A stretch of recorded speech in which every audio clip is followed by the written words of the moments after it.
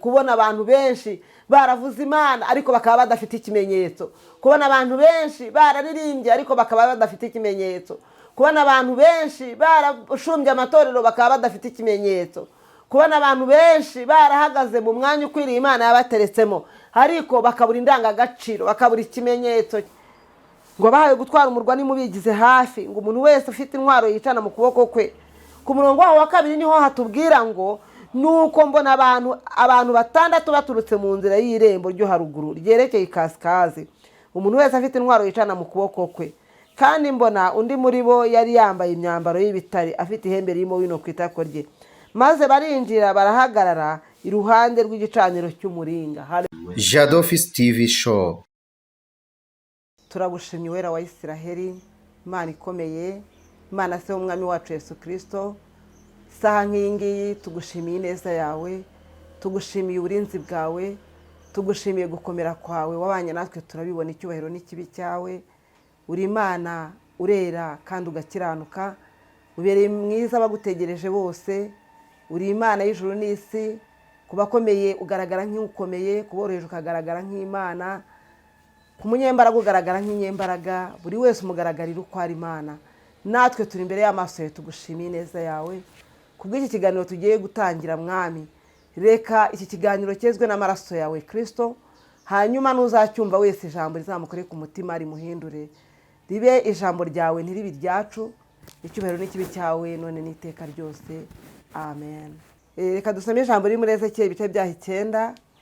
Riravuga ngo abantu b'Imana bashyirwa ikimenyetso ku ruhanga, ngo maze arangurira mu matwi yanjye n'ijwi rirenga ati, habahawe gutwara umurwa nimubigize hafi, umuntu wese afite intwaro yicana mu kuboko kwe. Nuko mbona abantu batandatu baturutse mu nzira y'irembo ryo haruguru ryerekeye ikasikazi, umuntu wese afite intwaro yicana mu kuboko kwe. Kandi mbona undi muri bo yari yambaye imyambaro y'ibitare afite ihembe ririmo wino ku itako rye, maze barinjira bahagarara iruhande rw'igicaniro cy'umuringa. Nuko basanga ubwiza bw'Imana ya Isiraheli bwavuye ku mukerubi aho bwahoze bugeze mu muryango w'inzu, maze ahamagara uwo muntu wari wambaye imyenda y'ibitare afite ihembe ririmo wino ku itako rye. Nuko Uwiteka aramubwira ati, genda unyure mu murwa hagati muri Yerusalemu, maze ushyire ikimenyetso mu gahanga k'abantu banihira ibizira bihakorerwa byose bikabatakisha. Babandi arababwira numva ati, nimugende munyure mu murwa mumukurikiye, maze mukubite amaso yanyu ye kubabarira, kandi mwe kugira ibambe, mutsembeho umusaza n'umusore n'inkumi n'abana bato n'abagore, ariko umuntu wese ufite icyo kimenyetso mwe kumwakura, ndetse muhere mu buturo bwanjye bwera. Nuko bahera kuri abo basaza bari imbere y'inzu. Amen. Ijambo tugiye kuganiraho ni ijambo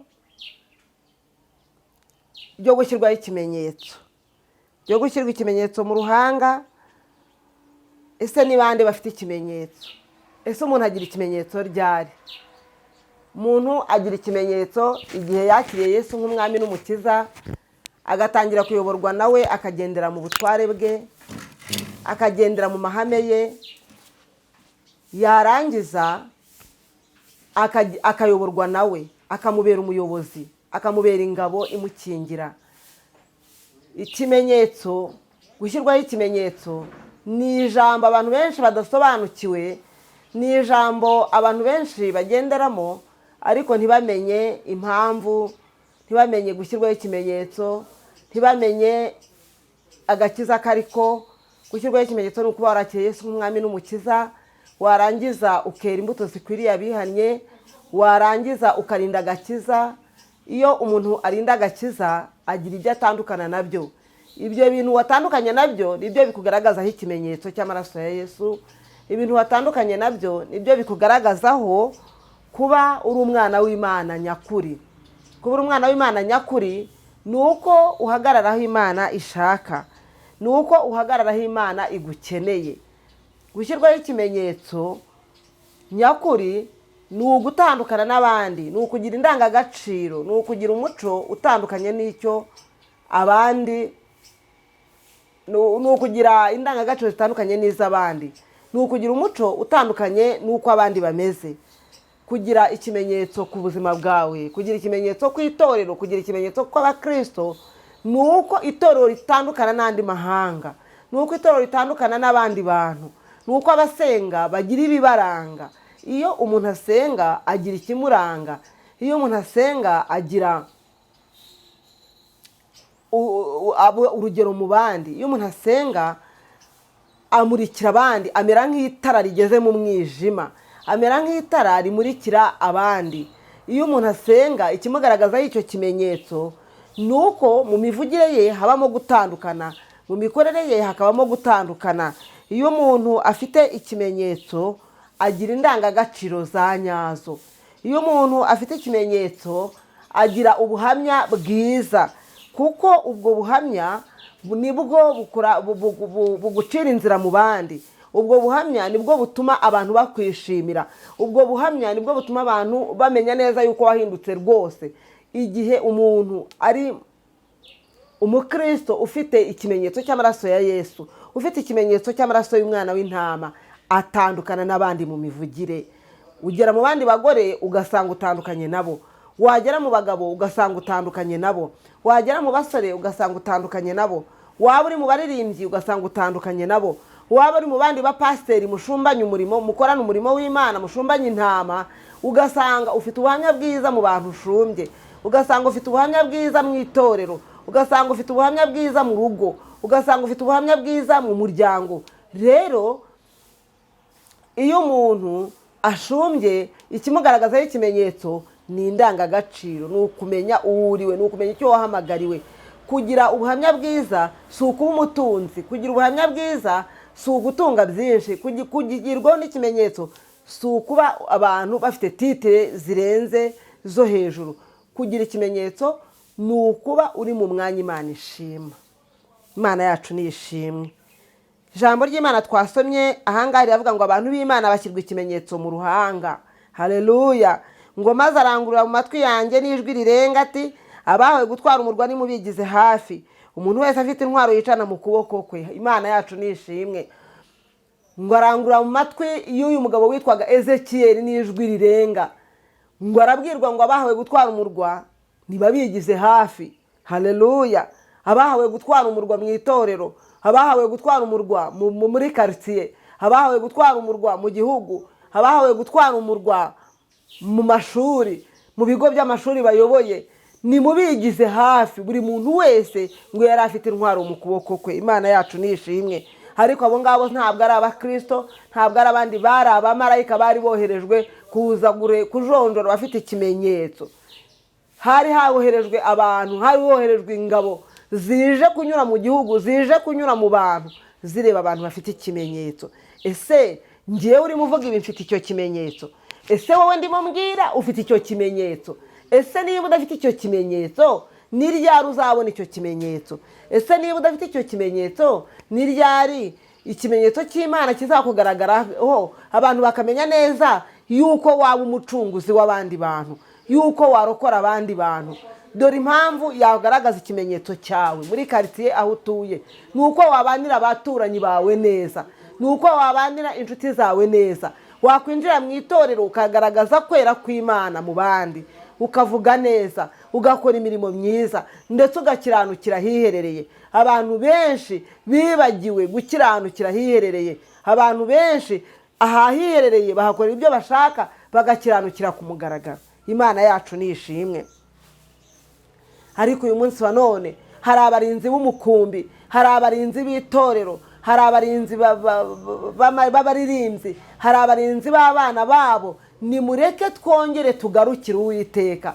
Uwiteka Imana be mu ruhande rwacu, adushyireho ikimenyetso, tubashe kurinda abana bacu, tubashe kurinda abagabo bacu, tubashe kurinda abagore bacu, tubashe kurinda itorero Kristo yasigiye abashumba, yasigiye Petero.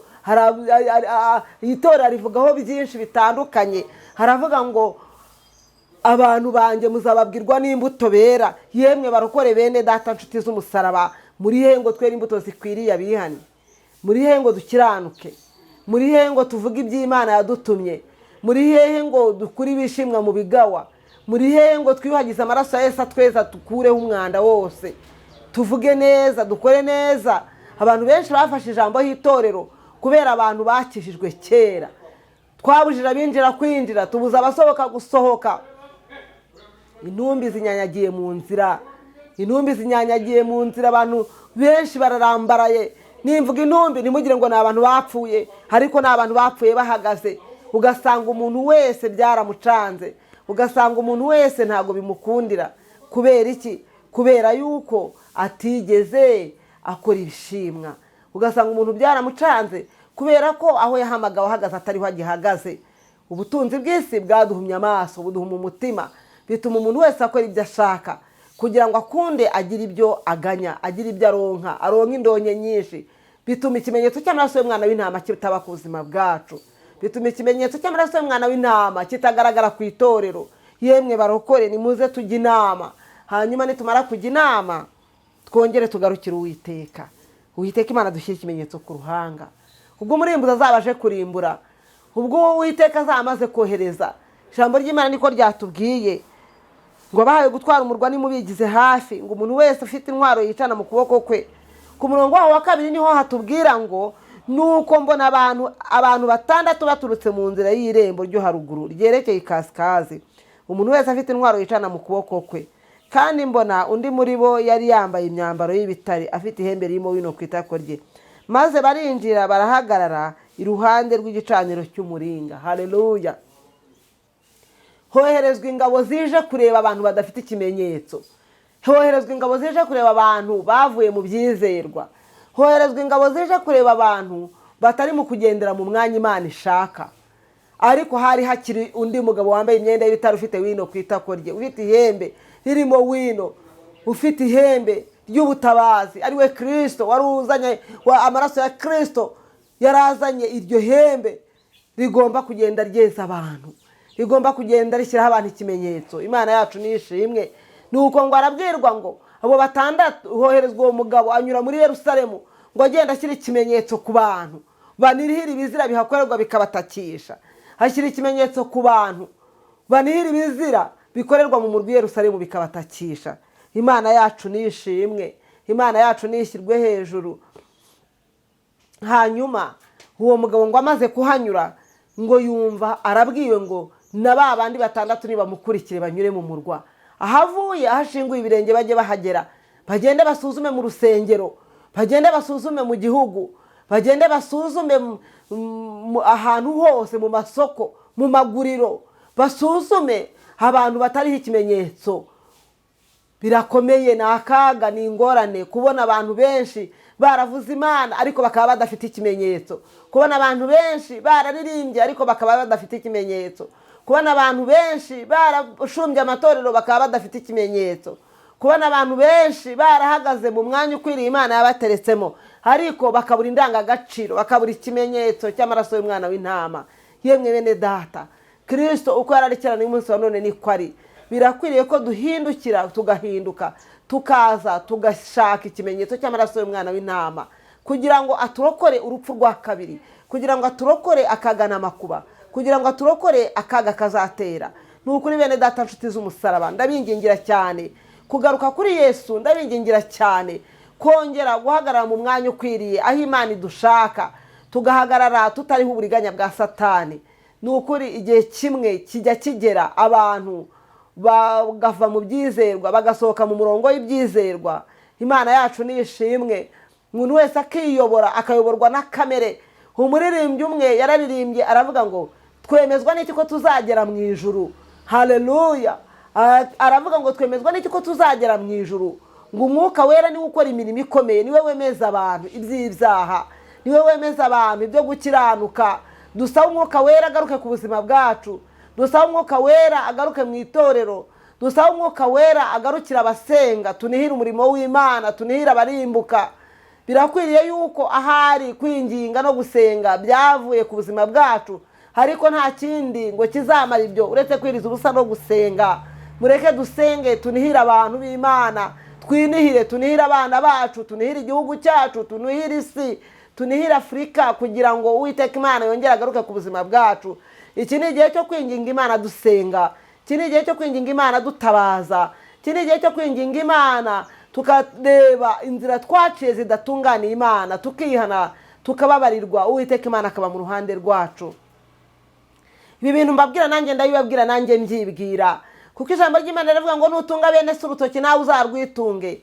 Ndagira ngo mbabwire ngo birakwiriye yuko njyewe ibyo mwifuriza nanjye nibyo niyifuriza, ibyo nifuza gukora nanjye nibyo nifuza gukora. Bene data nshuti z'umusaraba, reka mbabwire, hari urundi ruhande Imana yasigiye itorero, hari urundi ruhande rw'abasenga. Iki ni igihe cyo gukanguka tukaba maso. Abantu benshi twahaye urwaho Satani arenganya itorero biturutse kuri twebwe. Iyo tuba maso tugasenga, uyu munsi wa none itorero riba riri mu mwanya ukwiriye, ariko twahaye Satani bituga dukubita mu mugongo, turarenganywa uko bwije nuko bukeye kubera ko tutabereye maso ubugingo bwacu. Nimureke rero tugarukire Uwiteka, ikimenyetso cy'Uwiteka kitugaragareho, kuko Uwiteka Imana aradukunda, arashaka ko tugira ubugingo buzima, arashaka ko twebwe n'imiryango yacu yaturokora urupfu rwa kabiri. Abantu benshi baragenda, ariko ugasanga bagenda bameze nk'abatariho. Reka mbabwire, nimutinye icyica umubiri, ahubwo mutinye icyica ubugingo, kuko ubugingo buzima aribwo buzabona Imana. Bene data, ubugingo buzima nibwo buzabona Imana ku muntu ubufite kandi wabukoreye. Kandi ubugingo si ikindi, ni umwana w'intama w'Imana. Ubugingo ni Kristo wabambwe, uwo nguwo ushyira abantu ikimenyetso cy'amaraso y'umwana w'intama. Ubugingo ni Kristo wabambwe, uwo nguwo ukora iby'imbaraga kugira ngo tuneshe kandi tunesherezwe. Reka mbabwire, nimureke tugarukire Uwiteka, kuko woherejwe marayika ngo ugomba kunyura mu murwa muri Yerusalemu, ngo akurikiye ngo abagabo 6 boherejwe bafite intwaro zicana, ngo bakurikira uriya mugabo ngo agende, ngo anyure i Yerusalemu, ngo agende ngo arebe abantu bafite ikimenyetso, banihira ibizira bihakorerwa bikabatakisha. Ngo abo bantu ngo uwo mugabo agenda bashyiraho ikimenyetso. Haleluya! Ariko uyu munsi wa none abantu benshi mwisuzume, wisuzume nanjye nisuzume, turebe ko dufite ikimenyetso, turebe ko dufite tike, turebe ko dufite ibyangombwa byatuma tugira ikimenyetso. Ntabwo kugira ikimenyetso ari ukujya mu rusengero tukabyina cyane, oya. Ntabwo kugira ikimenyetso ari ukuba umuntu ari apotre runaka, oya. Ntabwo kugira ikimenyetso ari ukuba pastor runaka, oya. Ntabwo kugira ikimenyetso ari ukuba evangeliste runaka, oya. Ntabwo kugira ikimenyetso ari ukuba umuririmbyi w'ikirangirire, oya. Ntabwo kugira ikimenyetso ari ukuba umuntu akora mu mwanya runaka, hoya. Kugira ikimenyetso ni ukwakira Yesu nk'umwami n'umukiza, ukamutunga mu bugingo bwawe, akakuyobora iminsi yose. Iyo ufite Yesu nk'umwami n'umukiza, arakurinda ndetse akagenda yirukana ibitero byose byabasha kwangiza ubugingo, arinda ubugingo cyane. Abantu benshi bajya bibwira ngo abantu bahuye n'ingorane n'akaga ngo nuko badafite Yesu. Oya, Yesu abahari, ariko Yesu icyo ashinzwe ni ukurinda ubugingo cyane. Kandi umuntu uri mu mwanya we, uri umuntu uri mu mwanya mwiza, ntashobora kurinda ubugingo ngo umubiri ugire icyuba, n'umubiri arawurinda iyo ubugingo buri kurindwa. Ni nayo mpamvu Imana ijya ihagurutsa ingabo z'ubutabazi ku buzima bw'abafite ikimenyetso kugira ngo bagubwe neza. Imana yacu nishimwe. Haleluya! Abarokore ndabakangurira kugira ngo muze tujye inama, muze dusubire mu mwanya, muze dusubire mu bihe, muze twongere twambara imbaraga, muze twongere duhamagara Imana mu kuri no mu mwuka, tudafite uburyarya, tudafite uburiganya, kugira ngo tugire iki kimenyetso. Kuko woherejwe abantu baza kureba abantu badafite ikimenyetso bakica bakarimbura. Bene data, nabonye benshi bahagarara ku mbuga nkoranyambaga bakahatonganira, bakaharwanira kandi barakijijwe, bakavuga nabi, ugasanga abantu barasebanya kandi ari abagabura b'ijambo ry'Imana. Biragatsindwa kuba waramenye Kristo, ugahagarara mu ruhame, ugahagarara kuri podium, uri musebya abasenga, uri musebya itorero, uri musebya abantu b'Imana. Imana ntikorera muri mwene ubwo buryo. Imana yacu ikora ku mugaragaro kandi igakorera mu kuri no mu mwuka. Imana ni nyembabazi. Imana ntigambiriye kugira uwisebya kugira ngo abandi bagubwe neza. Imana ntigambiriye kugira uwitesha agaciro kugira ngo abandi bagubwe neza. Imana yacu nishimwe. Nimureke turebe aho twaguye, mureke turebe aho twavuye tukagwa, twihane tubabarirwe barokore.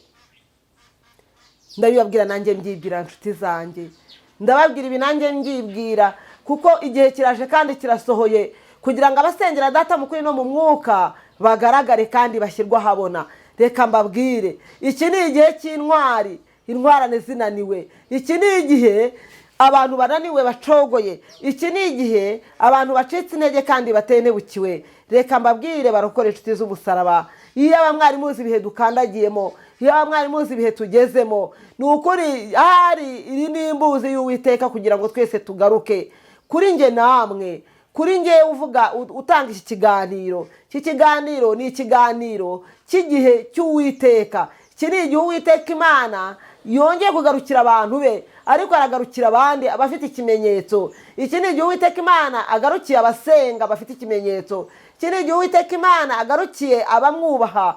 Iki ni igihe Uwiteka Imana agarutse mu gihugu kugira ngo arebe ubwoko bwe. Ni igihe Uwiteka Imana agarutse kugira ngo abantu bariho ikimenyetso abashyirireho korutire y'amahoro. Imana y'amahoro niyururukira hagati muri twe, yongere duhe gushyirwaho ikimenyetso, yongere twambika imbaraga, dusubire mu mwanya twahamagariwemo. Imana iragera mu mwanya abantu bahamagariwemo ikababura, igasanga abantu bose bagiye gushaka ibyinshi bitandukanye, ariko Imana aho mwahahuriye mbere niho igutegerereje. Hahandi waririmbiraga uri mu kuri no mu mwuka, niho Imana iri izanye ibisubizo, izanye ubutabazi kugira ngo ikurengere. Niho Imana iri kugira ngo ikurwanirire, niho Imana iri kugira ngo ugubwe neza. Hahandi Imana yavuganiraga nawe, hahandi Imana yakoraniraga nawe, hahandi wajya guhanurira bigasohora. Uyu munsi wa none urahanura ukabwira abantu iby'Imana yavuze ntibisohore, kuko Imana ntiri kumwe nawe, warayisize, wavuye mu mwanya mwari muri kumwe. Ariko iki ni igihe cyo kongera ukisubiramo, ukisuzuma, ukisaka, ukareba ikintu kitagenda neza, ukareba ko impamvu udafite ikimenyetso, ugasubira mu mwanya ugomba kuba uhagazemo. Mureke two kurenga imbago, mureke two kurengera, twongere dusubire mu mwanya Imana idushakamo barokore. Tutize umusaraba bakunzi b'Imana, ni ukuri Imana iracyateza amaboko, iracyabategereje kugira ngo mwihane, iracyabategereje kugira ngo ibarinde, iracyabategereje kugira ngo ibarengere. Imana iracyategereje abagabo n'abagore bayumvira, iracyategereje abantu bayubaha. Reka mbabwire, kuba tuvuga ubutumwa cyane si cyo cyemeza yuko turiho ikimenyetso cy'Imana. Kuba duhanura cyane si byo bibyemeza. Kuba dufite amatitire akomeye si byo bibyemeza. Ikibyemeza ni ukwera imbuto zikwiriye abihannye. Nimureke rero tugarukire Uwiteka, dushyirweho ikimenyetso cy'Imana. Ngo nuko ngo aravuga ngo nimunyure mu murwa muri Yerusalemu, muri abantu baniho ibizira bihakorerwa bikabatakisha. Hagera ku murongo wa 3 akavuga ngo nuko basanga ubwiza bw'Imana Isiraheli bwavuye ku mukerubi aho bwahoze bugeze mu muryango w'inzu, ngo maze ahamagara uwo muntu wari wambaye imyenda y'ibitare afite ihembe ririmo wino ku itako rye. Nuko Uwiteka aramubwira ati, genda unyure mu murwa hagati muri Yerusalemu, maze ushyire ikimenyetso mu gahanga k'abantu banihira ibizira bihakorerwa bikabatakisha. Ibizira bihakorerwa byose bikabatakisha. Babandi arababwira numva ati, nimugende munyure mu murwa mumukurikiye, maze mukubita amaso yanyu ye kubabarira, kandi mwe kugira ibambe. Imana yacu nishimwe. Ngo mukubite amaso yanyu ye kubabarira, kandi mwe kugira ibambe. Imana igihe kimwe yabwiye umugabo witwaga Ahabu, ijya mu bahanuzi be bose, ubwo yari yamaze kugomera Uwiteka, yamaze kwica Naboti amuziza uruzabibu rwe. Arangije aramubwira ati, abwira imyuka ngo iramubaza ngo, Uwiteka ko wamaze kwemera ko habapfa, ni iki twakora kugira ngo tugende tujye mu kanwa? Biragenda bite kugira ngo habapfe? Aravuga ngo nimujye mu kanwa k'abahanuzi be bose, bahanura ibinyoma kugira ngo bamushuka agenda atabaragira motegare yadagiye kugwayo. Abarokore, abahanuzi, Uwiteka Imana yohereje umwuka uyobya mu kanwa kanyu. Yemwe bapasiteri, yemwe bakozi b'Imana, Imana ijya yemera umwuka uyobya yuko yururuka igihe abantu babaye ibyigomeke, igihe abantu babaye ibyigenge. Imana yohereza umwuka uyobya, yemerera abahanuzi b'Ahabu umwuka ajya muri bo, ngo batangira guhanura ngo nagenda agira mote y'Galeyadi, ngo aratabara, ngo atabaruka amahoro. Mu gihe umuhanuzi Mikaya ubwe yari yavuze yuko Imana yavuze ko urwo rugamba rutagomba kurwanwa, ariko kubwo kurwanya Mikaya, kubwo kwica Naboti, kubwo kutumvira Imana agatambika ibirenge, Imana yaramwihoreye. Iravuga ngo kuko Ahabu yagomye, akagoma mu maso hanjye, akagomera ubwoko bwanjye, akagomera umukiranutsi, ngiye gutanga Ahabu agwe ku rugamba kugira ngo soze gukiranuka kwanjye. Kuko icyo navuze ku mukiranutsi, nukiranuka Imana izaba mu ruhande rwawe. Ahabu yari umwami, Ahabu yari umuntu ukomeye, yari umuyisiraheli nyakuri, ariko Uwiteka Imana y'amahoro, iyo Mana yabaye mu ruhande rwa Naboti, kuko yari ari mukuri, yaburanaga gakondo ye. Imana irengera Naboti, Imana irwanirira Naboti, Imana icungura Naboti, kubera ko Naboti yari umugabo w'Imana. Rero Imana ititaye ku bakomeye, ititaye ku boroheje, Imana igikora iby'imbaraga.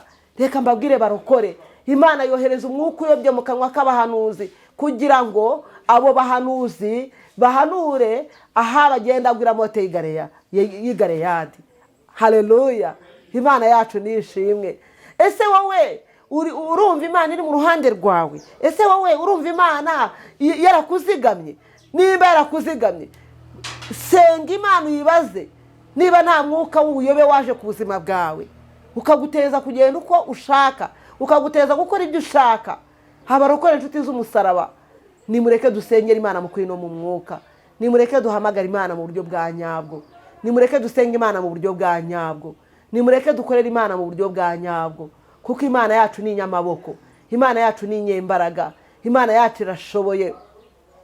Uyu mugabo ngo abahanuzi barahuza ubuhanuzi, baravuga ngo umwami natabara agira mote y'Galeyadi. Hagezeyo ngo ariyoberanya mu igare, hagezeyo yiyoberanya ku rugamba, kubera yuko yari yagize ubwoba, umwuka w'urupfu yari yamutashye. Uwiteka Imana y'amahoro ngo ayobye umwambi, ngo uragenda unyura mu ngabo zose, unyura mu myambaro ya Ahabu, araraswa, aravirirana, apfira mu igare, agwa ku irembo ry'i Samariya aho yiciye Naboti. Aho imbwa zanywereye amaraso ya Naboti, ni naho zanywereye ya Ahabu. Barokore inshuti z'umusaraba, twahanuriye abantu ubuhanuzi, tubabwira ko Imana yabica, tubabwira ko Imana iteye ubwoba, turabakanga, tubatera ubwoba, ariko twirengagiza ibyo twahanuye ko natwe byatugiraho ingaruka. Abarokore mureke tugarukire Uwiteka. Nitugarukira Uwiteka azirukana umwuka uyobya mu kanwa k'abahanuzi, nitugarukira Uwiteka azirukana umwuka w'iterabwoba. Abarokore nimureke dusengere mu kuri no mu mwuka, kuko Imana ariho idushaka. Haleluya! Imana yacu nishimwe, Imana yacu nishyirwe hejuru.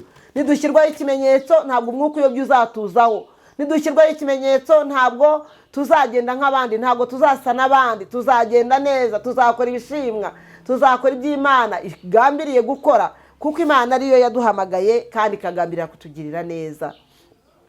Aravuga ngo nimunyure muri Yerusalemu, ngo mugende, ngo mukubite amaso yanyu ye kubabarira. Iki ni igihe Uwiteka Imana aje kuvangura urukungu n'amasaka. Ubyumve cyangwa ntubyumve, ahubwo wakabaye uvuga ngo uko bimeze kose iyi Mana yampamagaye, iyi Mana nkorera ifite urufunguzo rw'ibizaba, ifite urufunguzo rw'ubuzima. Erega Imana yaguhindurira amateka, ubaye ukiranutse bya nyabyo yahindura ubuzima bwawe.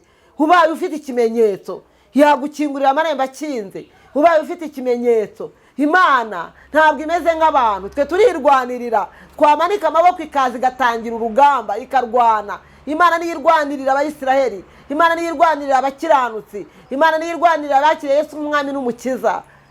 Ntabwo nigeze mbona umuntu akorera Imana ngo atsindwe, ntabwo nigeze mbona umuntu akorera Imana ngo imukurire maho, oya. Ntabwo nigeze mbona umuntu akorera Imana ngo imwirengagize. Umuntu wese wakoreye Imana neza yabonye ibihembo, umuntu wese wakoreye Imana neza yabonye ubutabazi, umuntu wese wakoreye Imana neza yabonye kurengerwa n'Imana, kuko Imana itameze nk'abantu. Imana ntiteye nk'abantu, ahubwo ikibabaje nuko twebwe dushaka gukora tukareba Imana tukayibura, ariko hirya yaho hari ukunanirwa, hari ugutsindwa. Niho Imana itangirira akazi, niho Imana itangirira kugaragara, niho Imana itangirira uburinzi bwayo no gukomera kwayo. Icyubahiro cy'Imana ntabwo kigaragarira mu matara, ntabwo kigaragarira mu butunzi bwinshi, ntabwo kigaragarira mu bakomeye, oya. Ahubwo kigaragarira hahandi waburi ubutabazi, niho Imana igaragarira. Hahandi ubona bidashoboka niho Imana igaragarira, kandi igaragarira ku muntu yasize n'uwo yashyizeho ikimenyetso cyayo. n'abantu benshi bagirirwa neza, aho tubyumvikane, mutaza kuvuga ngo mbese abarokore bose baguwe neza. Ntabwo abarokore bose bashima Imana kubwira ijambo. Mana nziza, uwera wa Isiraheli, ndagushimira ijambo ryawe. Si umwana w'umuntu wavuga ibi, kuko tujya tugambira kuvuga byinshi bikatunanira, ariko iyo uri mu ruhande rwacu turabishobora. Tujya dushobora kuvuga ibijyanye n'ibyo ushima, tukavuga ibijyanye n'ibyo ushaka. Reka nyiringa Imana iki kimenyetso kitugaragareho. Abanyarwanda bose bumva imirindi yawe, abanyarwanda bose bumva impumeko yawe, abanyarwanda bose uburinzi bwawe bubabeho. Mana mutware, Mana mukunzi mwiza, reka iki kimenyetso kigaragare ku bagore bakumvira, kigaragare ku bagabo bakumvira, kigaragare ku basore n'inkumi bakumvira, kigaragare ku bana bato, abakobwa n'abahungu. Kuko ijambo ryo ratubwiye ngo ikimenyetso cyawe ubwo wohereje ingabo zije mu itorero gusaka, zije mu buturo bwera gusaka, ngo bahere ku basaza, ngo abagore n'abana bato, ngo kandi ngo marayika ntagire uwo babarira, ahubwo akumbanye abadafite icyo kimenyetso. Reka uburinzi bwawe butubeho, reka icyo kimenyetso kitugaragareho. Abanyarwanda ndabingingiye Mana, reka ikimenyetso cyawe kibe ku banyarwanda. Reka abanyarwanda bumve imirindi yawe, uduhe imitima yo guca bugufi, uduhe imitima yo kukumvira no kukubaha. Mana ugaruke ku buzima bw'abanyarwanda, ndetse uhereye kuri njyewe ukayira no ku bandi bose. Mana mutware, Mana mukunzi mwiza, reka ubwami bwawe buze mu gihugu cyacu cy'u Rwanda, buze mu banyarwanda. Iyo ubwami bwawe bwaje bwimura ubundi bwami, iyo ubwami bwawe bwaje busenya ibihome, imyuka y'umwijima ikurwaho, imbaraga zitavuga Imana zigatsindwa. Iyo ubwami bwawe bwaje abarushye bararuhurwa, iyo ubwami bwawe bwaje abantu bagubwa neza. Reka Mwami Imana aka kanya iri jambo rizageraho wese, rizazana impinduka ku buzima bwe. Tubyambarije Imana mu izina rya Yesu Kristo wabambwe. Amen.